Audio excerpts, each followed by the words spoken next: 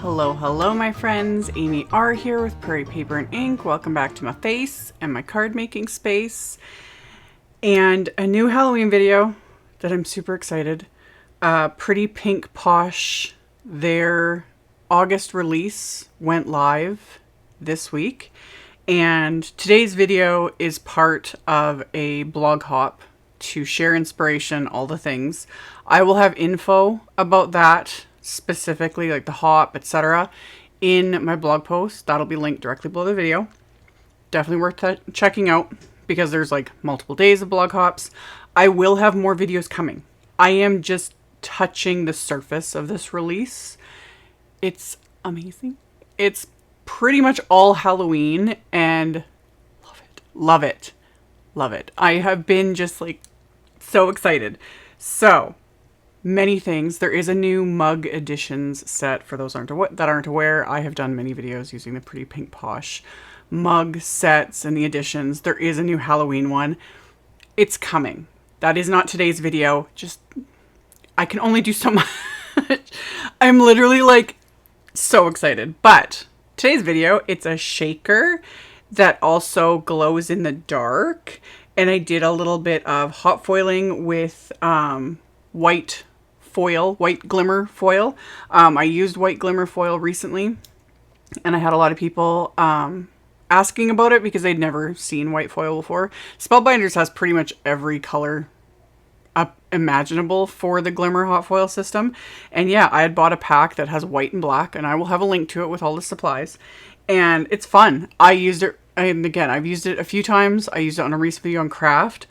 What I really love is how it looks on black. It's not super opaque, but it's perfect because these are little ghosties. So I really like how the white foil looks on black cardstock, and I'm just going to stop blabbing. I'm going to show you guys how I made these cards.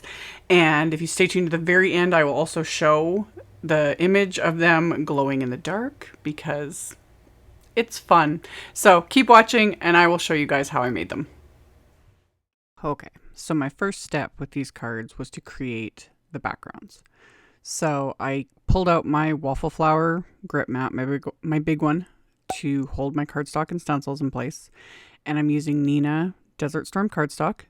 You could use white cardstock for this. I wanted more contrast. Gray cardstock would look nice too, especially like a dark gray. But you guys know, I love my Neenah Desert Storm.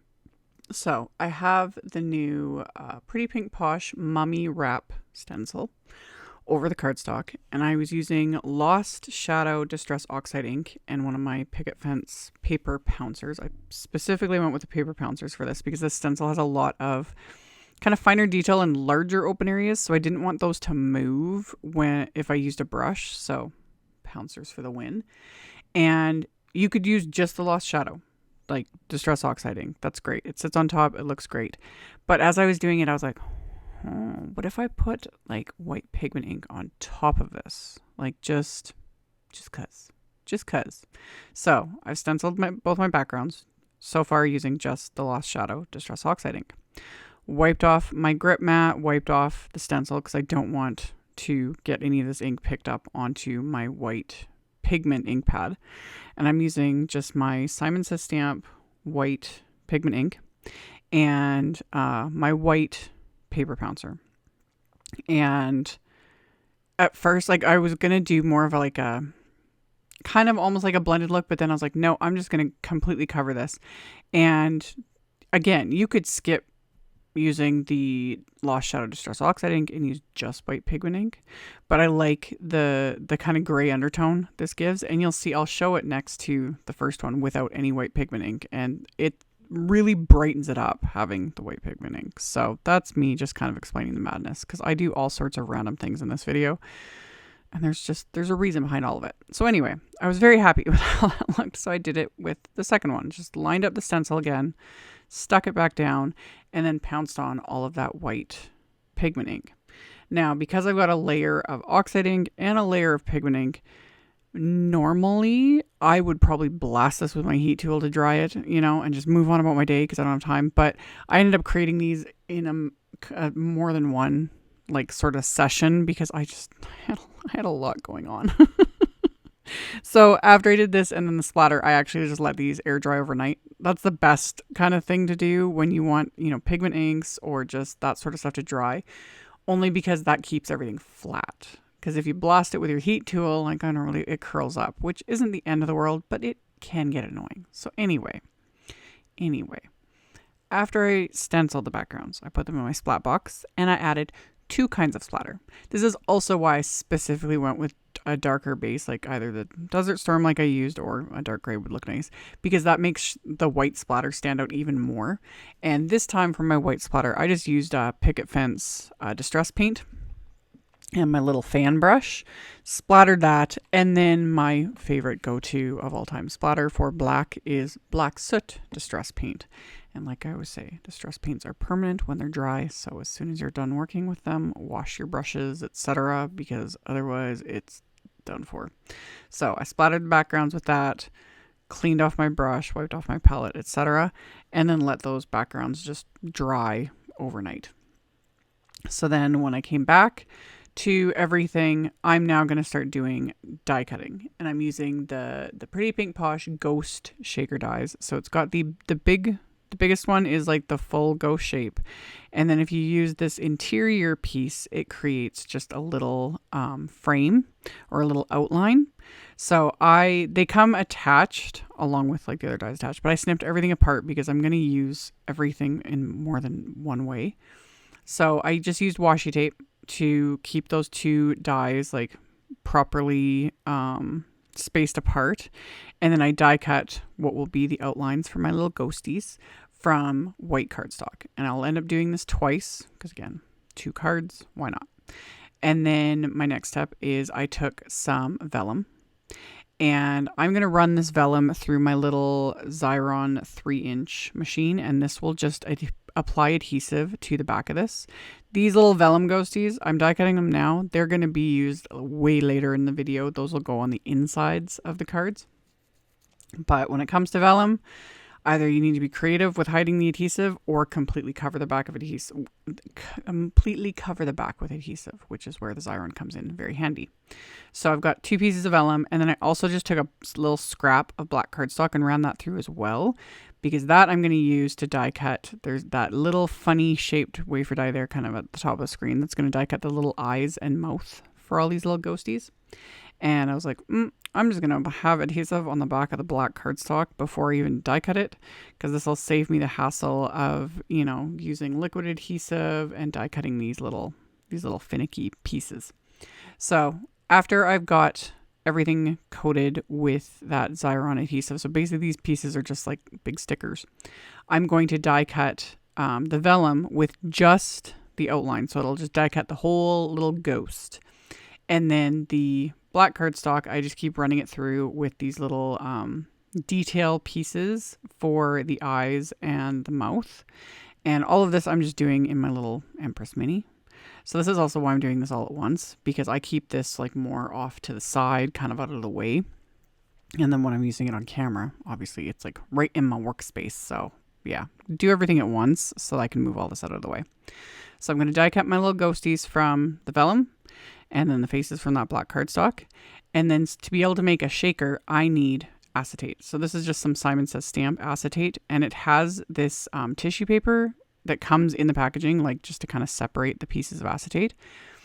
I'm going to keep the tissue paper in place. If you've never die cut acetate before, it can get really finicky. The more detailed the wafer die gets, the harder time you're going to have. This tissue paper helps a bit. What helps even more is like put a piece of copy paper there, or a piece of cardstock works really well as well, because it'll just kind of help press that acetate into the wafer die more, because acetate does not like to be die cut. However, this little ghosty outline isn't super difficult. So those little spots that didn't die cut, either you can run it through again and it probably would die cut fine, but I just took my scissors and just snipped apart the little spots that were being stubborn, because again, it was just simple. And most of the time I would avoid die cutting anything really detailed or anything like that, because acetate's just but it was easier to die cut than to trace out the ghost and cut it. I've shown that in many videos. Yeah, if I can die cut it, to save me from fiddling with a Sharpie and fussy cutting and all the things. So I did all of that, set those pieces aside. The sentiment that I wanted to hot foil, I prep everything ahead of time. So I had my Glimmer hot foil machine already like turned on, it's heating up. And I have some black cardstock that I trimmed down for, this is the large Boo script hot foil plate. And then I have this white foil. Now this white foil has a glossy finish to it.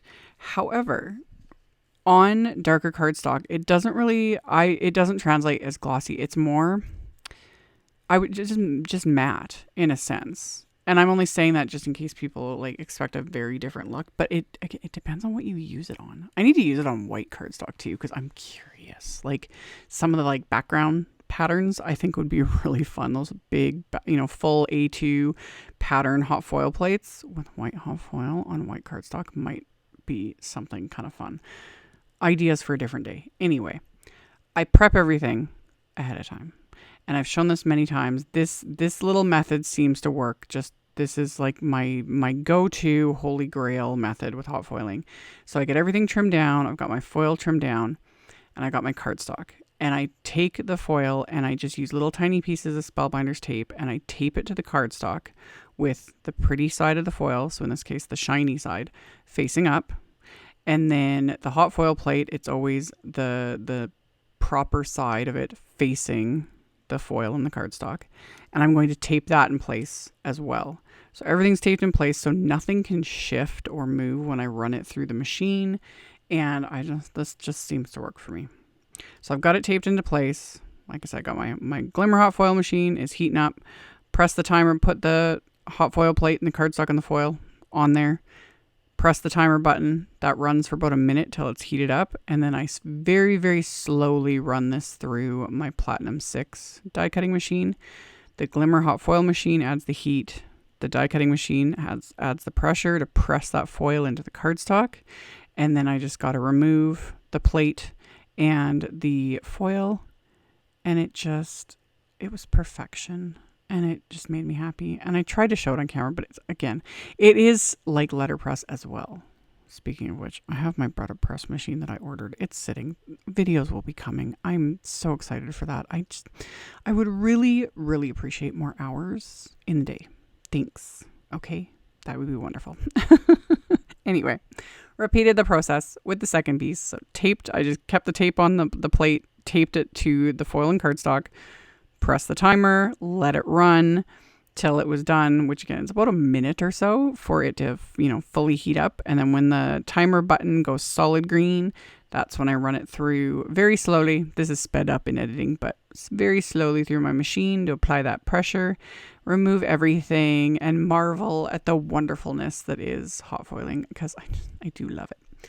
And then I use the outline wafer die from the large Boo shadow dies. If you want to skip the hot foiling completely, this outline die also comes with the word, which you can see there on screen. I didn't use that because I wanted to do the hot foiling.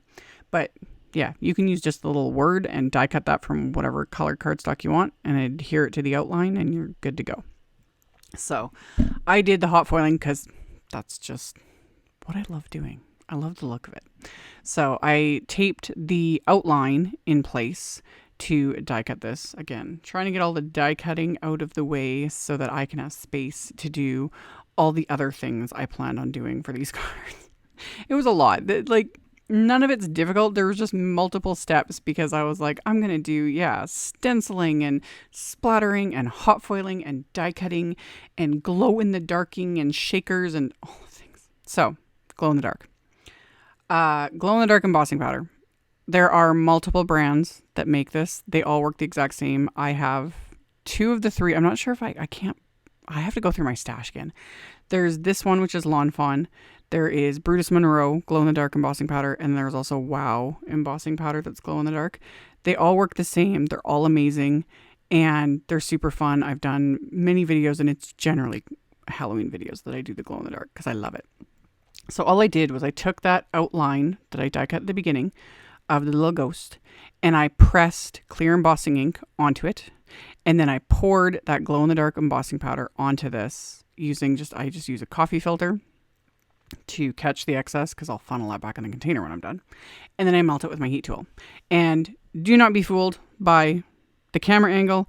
I am not aiming my heat tool at my hands. I'm always very aware of where the heat is aimed. I do have asbestos fingers, but my hands are not impervious. But again, it's not aimed at my hands. I am being careful. And when I'm setting my tool down, just again, when I'm setting my heat tool down, it is not running.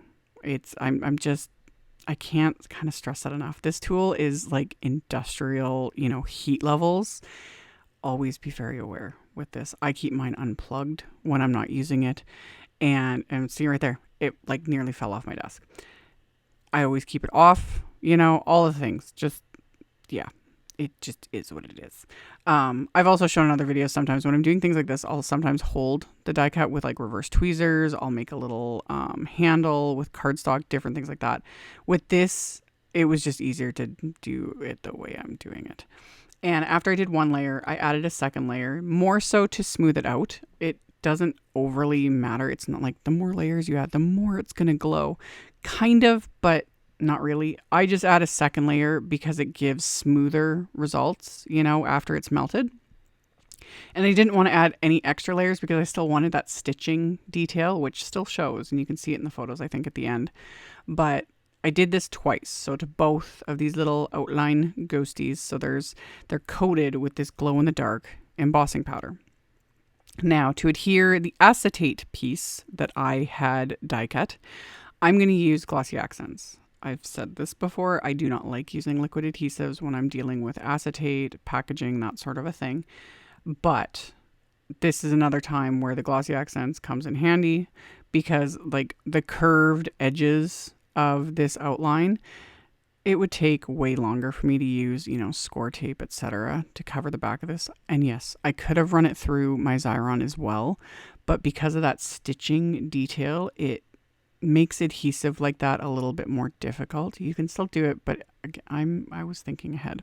So a little bit of Glossy Accents, and I specifically used Glossy Accents because and some did ooze out a little bit, it's not very obvious at all with the acetate because Glossy Accents dries glossy, and you don't need much. I'm putting a very thin line of this along the back of this die cut because not much is needed. And because it's warped from being heat embossed, I put a couple of acrylic blocks on top after I adhere the acetate. And the little bit of pressure from those acrylic blocks, it does like press out the Glossy Accents. And I just let that sit for a few minutes until the Glossy Accents has dried. And it doesn't take very long to dry because, again, very thin amount, not a whole lot is needed. So, and I'm also still working on my scrap paper, also to prevent Glossy Accents from getting anywhere because me and liquid adhesive sometimes, oof. Anyway, once those were adhered to their little backings, I then took these tiny little pieces for the mouth and eyes, and I had stuck them into just a little triangle tray there to keep them contained, which I missed. I don't know. I couldn't find it when I was editing, but I ended up knocking that over. I had them everywhere. But you guys can see I have like stuff all over the place. Like my work surface making these cards was like this 1 square foot of space. I was having fun. So reverse tweezers for the win for these. I just kind of held down the die cut, used the reverse tweezers to kind of peel up the backing, to expose the adhesive.